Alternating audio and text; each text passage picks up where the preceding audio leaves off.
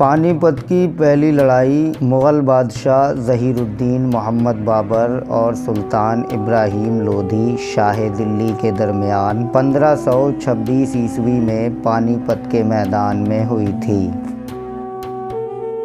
سلطان ابراہیم لودھی کی فوج 1 لاکھ جوانوں پر مشتمل تھی اور بابر کے ساتھ صرف 12,000 آدمی تھے۔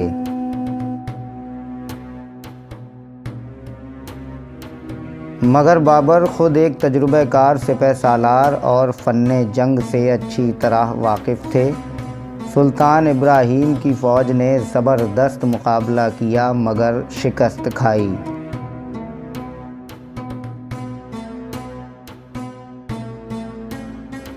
سلطان میدان جنگ میں ناکام ہوا اور فوج تتر بتر ہو گئی۔ پانی پت کی جنگ کے بعد ہندوستان میں مغل سلطنت کی بنیاد رکھی گئی۔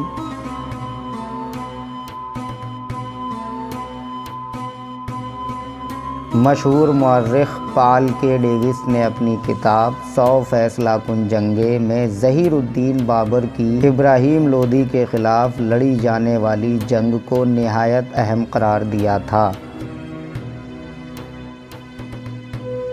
ابراہیم لودھی خاندان لودھی کے آخری حکمران سکندر لودھی کا بڑا بیٹا تھا، جس نے اپنے اکھڑ پن سے ارد گرد کی ریاستوں میں کہرام مچا دیا تھا۔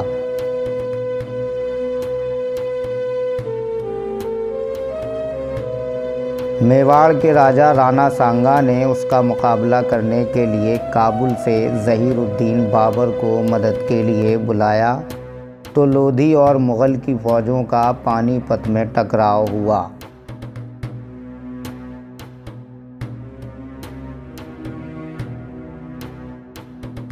بابر جانتے تھے کہ لودھی کی 8 گنا بڑی فوج کا مقابلہ نہیں کر پائیں گے، لہٰذا بابر نے سلطنت عثمانیہ کے جدید ہتھیاروں کو استعمال کرنے کا فیصلہ کیا۔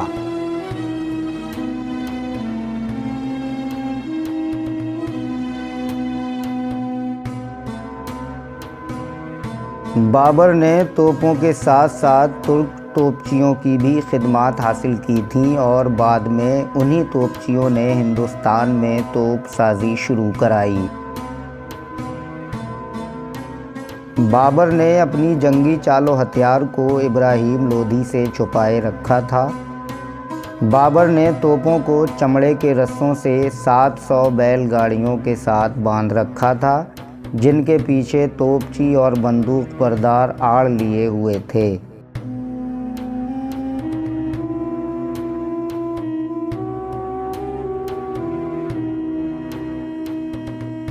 اس زمانے میں توپوں کا نشانہ کچھ زیادہ اچھا نہیں ہوا کرتا تھا، لیکن جب انہوں نے اندھا دھند گولہ باری شروع کی تو کان پھاڑ دینے والے دھماکوں اور بدبودار دھوئیں نے افغان فوج کو حواس باختہ کر دیا اور اس افتاد سے خوف کھا کر فوجی منتشر ہو کر بھاگ اٹھے۔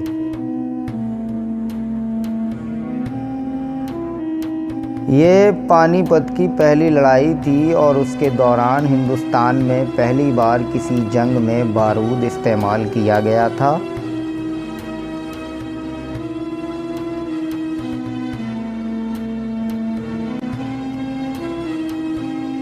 ابراہیم لودھی فوج میں 1000 جنگی ہاتھی، جن کی دہشت ہی دشمن پر لرزہ طاری کر دیتی تھی، جبکہ 50,000 سپاہی اس کے علاوہ تھے۔ توپوں کی گرج نہ سپاہیوں نے سنی تھی نہ ہاتھیوں نے، لہٰذا وہ الٹے قدموں اپنی ہی فوج کو کچل کر بھاگنے لگے۔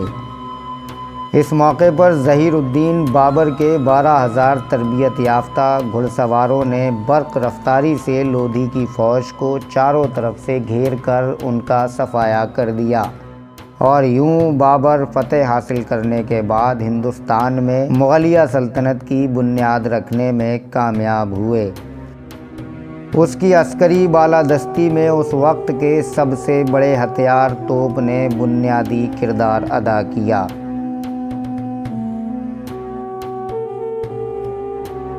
اس طرح پانی پت کی پہلی جنگ سلطان بابر نے جیتی۔